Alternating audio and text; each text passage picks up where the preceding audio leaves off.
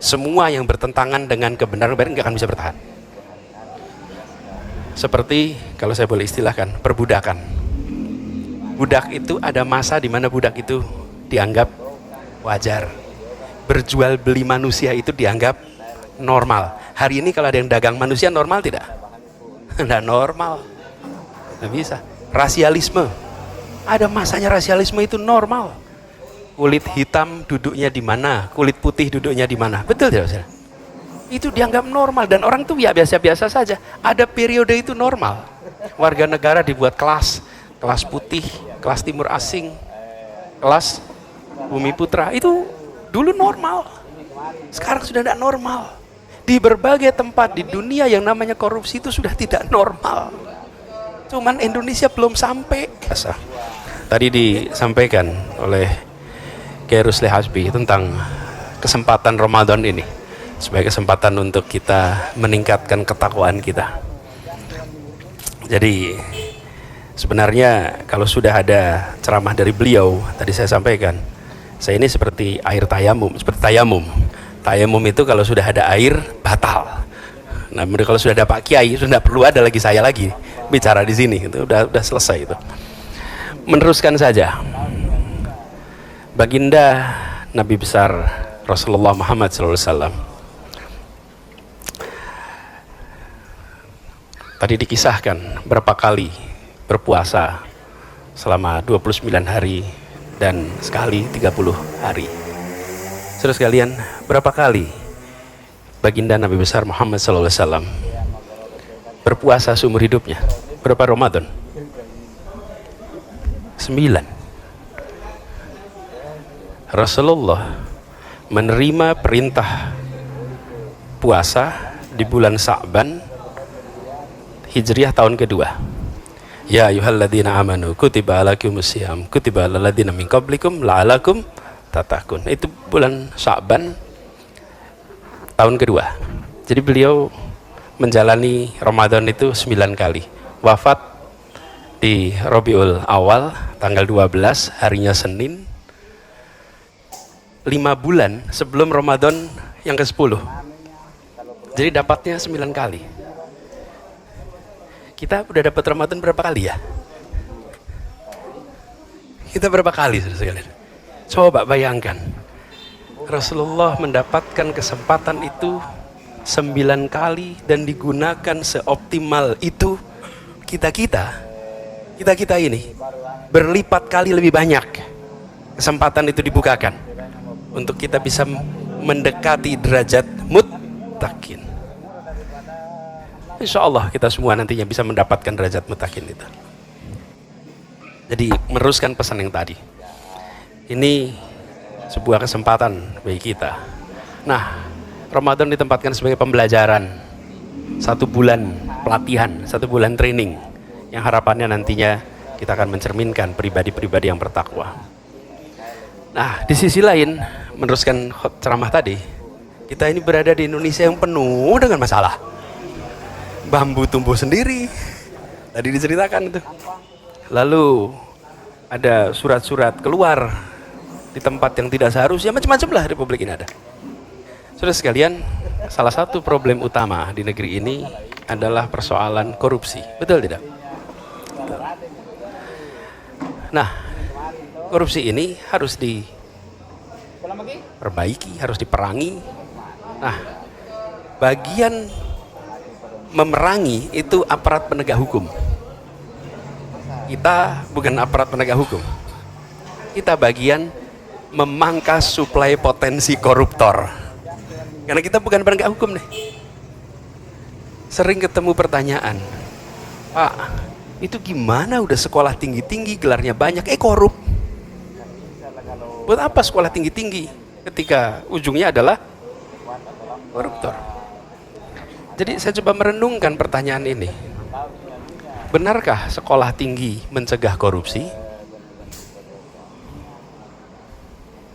Ya kalau ngajak enggak lah insya Allah. Tapi ini pertanyaan nih saudara sekalian. Nah, kalau coba kita renungkan kembali. Kalau saya boleh menanyakan, maka pertanyaan saya malah bukan Kalau ketemu koruptor itu tanya, kuliahnya dulu di mana? Tapi saya mungkin akan tanya, dulu TK-nya di mana ya?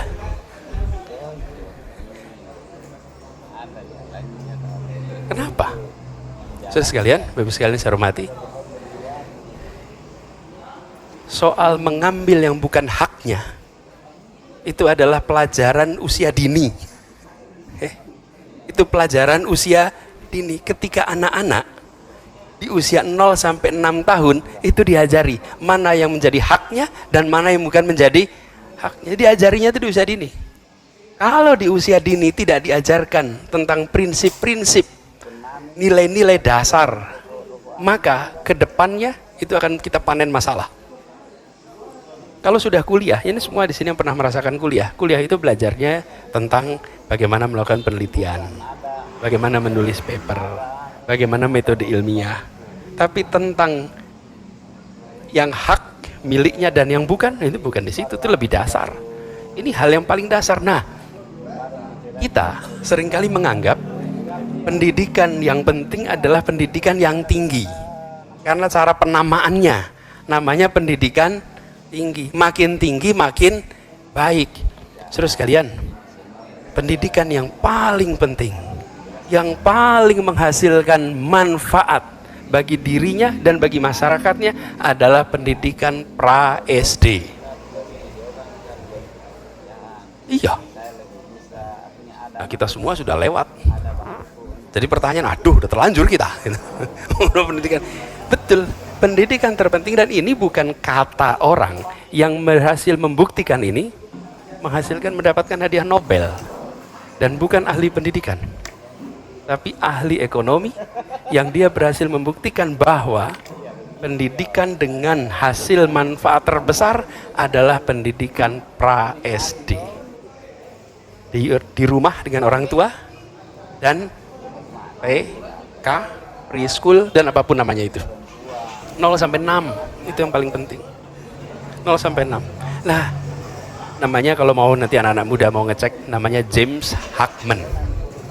Silahkan di Google nanti Anda akan ketemu penerima hadiah Nobel.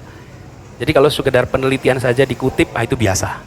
Tapi kalau sampai menerima hadiah Nobel karena temuan, itu baru luar biasa. Hadiah Nobel. Kenapa luar biasa? Karena mengejutkan. Selama ini kita sering berpandangan bahwa pendidikan itu makin tinggi makin penting. Ini ternyata dibentukkan dasar. Nah, ketika sampai dasar, bicara tentang korupsi, kejujuran di rumah mulainya. Nah, kalau kita tidak secara serius membereskan ini dan hanya mengandalkan penegakan hukum, sulit. Bayangkan, jadi ayah naik mobil tanpa sadar melanggar rambu-rambu lalu lintas. Ada petugas. Kalau melanggar rambu nggak ada petugas, aman. Kita kan sering sekali belum taat hukum, tapi taat penegak hukum. Jadi kalau belum ada penegaknya, ya kita langgar. Ada petugasnya, terus diberhentiin. Begitu diberhentiin, si suami, si bapak yang dalam satu mobil, ada anaknya, ada istrinya, langsung nengok ke kiri ke istrinya, bu, buka tasnya bu, ambil uangnya bu. Ini bapak ini sedang mengajarkan kepada semua anak-anaknya bahwa menyogok itu adalah wajar. Lalu diminta STNK, uangnya diselipin di dalam STNK, diajari semobil itu. Diajari. Setelah itu selesai, lalu di jalan, memang polisi itu korup. Yang korup siapa? Petugas belum minta, dia udah nyiapin. Nanti pulang ke diskusi, negeri ini koruptor. Lah ya bapak di rumah tadi ngajarin anak-anak korup. Saudara sekalian, begitu banyak kebiasaan-kebiasaan keseharian kita yang sesungguhnya tanpa kita sadari tidak membuat kita bisa memangkal suplai koruptor di republik ini. Kita senang kalau penegak hukum itu berhasil menegakkan hukum dengan benar. Tapi kita juga lebih senang kalau kita sama-sama mencegah munculnya pribadi-pribadi koruptif. Dari mana? Dari rumah-rumah kita. Dari rumah-rumah kita. Dan itu artinya pendidikan di usia dini. Nah, bagaimana kita udah terlanjur tidak dini usianya? Apalagi senja. Tapi yang di sini kita kira-kira masih muda semua sih. Tanya Pak, kalau di atas 60 itu muda apa tuh Pak?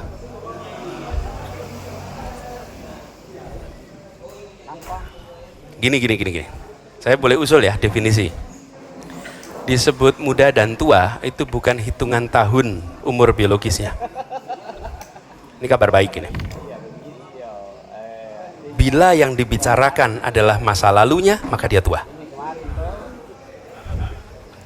Bila yang dia ceritakan adalah soal masa lalu, dia tua. Bila yang dibicarakan masa depannya, dan bila yang dia bicarakan tentang masa depan, dia masih muda. Cocok nggak tuh? Cocok. Jadi kalau lihat ada ustadz bicara, mulainya dengan kalimat dulu, ini udah tua ini. Ini udah tua ini. Ini tanda-tanda tua nih kalau mulainya dulu, ini udah tua ini. Tapi kalau mulainya besok, ini masih muda nih. Ini masih muda. Jadi tua muda ini soal perspektif. Apabila, kenapa tidak ada rumusnya Bapak Ibu? Apa? Saya tanya, besar sama kecil, ada ukurannya nggak? Ada. Disebut besar bila gimana? Abstrak. Disebut kecil? Abstrak. Jauh, dekat, abstrak. Disebut jauh itu kan tergantung titik berangkatnya dari mana, bukan? Ke Mekah itu dekat sekali. Kalau dari Jeddah, iya. Kalau dari Bintaro, jauh. Jadi kita ketika bicara tua dan muda sama, itu sebuah konsepsi abstrak. Nah, saya ingin sampaikan pada kita yang secara pengalaman sudah lebih panjang, kita perlu memulai. Mudah-mudahan manfaatkan Ramadan ini untuk mereview kembali, sudahkah kita menjadi bagian yang memangkas ini. Dan saya meyakini masa depan ini ciri-ciri muda ya, masih ngomong masa depan ya.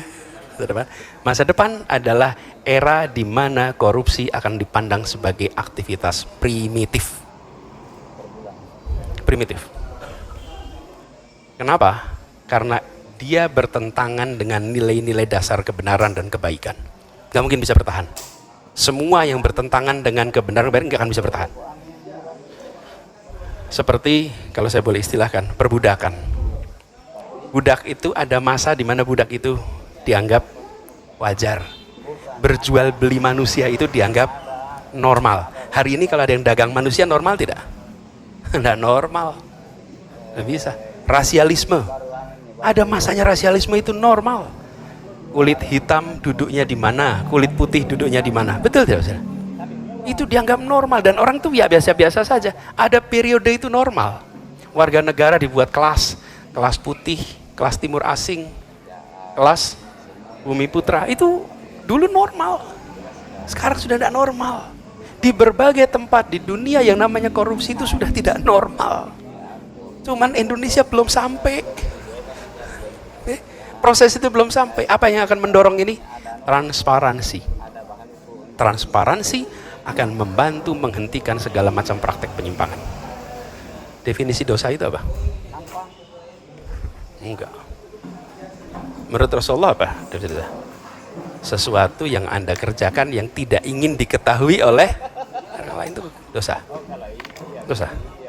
Transparansi adalah lawannya dari segala macam praktek penyimpangan. Transparansi.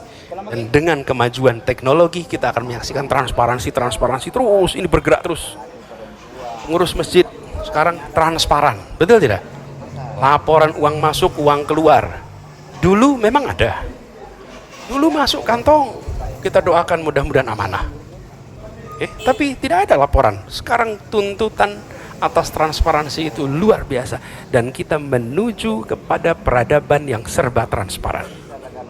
Dan ini akan menjadi ganjalan. Karena itu mari kita persiapkan anak-anak kita. Mudah-mudahan Ramadan ini menjadi bagian. Kalau kita melihat ada aparat penegak hukum menegakkan hukum, alhamdulillah. Kita senang ada penegakan hukum. Percayakan proses hukum yang benar, bukan proses hukum yang tidak benar. Itu terjadi, insya Allah menjadi kebaikan untuk negeri ini. Jadi Ibu, Bapak, saudara sekalian yang kami hormati, bersyukur sekali malam hari ini bisa bersama-sama bersilaturahmi, berbagi pandangan. Mudah-mudahan masjid ini menjadi salah satu simpul yang membekali itu. Mudah-mudahan ada kegiatan untuk orang tua kita, agar di Masjid Raya Bintaro Jaya ini dibekali orang tua kita. Karena kita sebagai orang tua, pendidik terpenting, tapi pendidik paling tidak tersiapkan. Itu kita. kita ini. Karena itu kita harus bersiap, dan mudah-mudahan masjid bisa menjadi salah satu tempat untuk mempersiapkan orang tua agar bisa mendidik. Kalian tahu gak siapakah sosok Anies Baswedan yang sebenarnya? Ini dia. Haji Anies Rashid Baswedan, yang merupakan mantan Gubernur DKI Jakarta ke-17, lahir di Kuningan, Jawa Barat pada tanggal 7 Mei 1969. Ayahnya yang bernama Rashid Baswedan pernah menjadi dosen di Universitas Islam Indonesia, sedangkan ibunya yang bernama Aliyah Rashid merupakan guru besar di Universitas Negeri Yogyakarta. Adapun kakeknya bernama Abdurrahman Baswedan, yaitu seorang wartawan dan tokoh pergerakan keturunan Arab Indonesia, sekaligus pahlawan Indonesia kelahiran 1908. Pada masa SMA, Pak Anies aktif di organisasi OSIS hingga pernah terpilih menjadi Ketua OSIS seluruh Indonesia tahun 1985. Pak Anies kemudian mendapatkan gelar sarjana ekonominya dari Universitas Gadjah Mada pada tahun 1995. Adapun S2-nya ditempuh di University of Maryland, USA, dan S3-nya di Northern Illinois University, USA. Pak Anies juga telah mendapatkan banyak sekali penghargaan baik nasional maupun internasional, yang salah satunya adalah 100 intelektual publik dunia pada tahun 2008 oleh Foreign Policy. Gimana menurut kalian?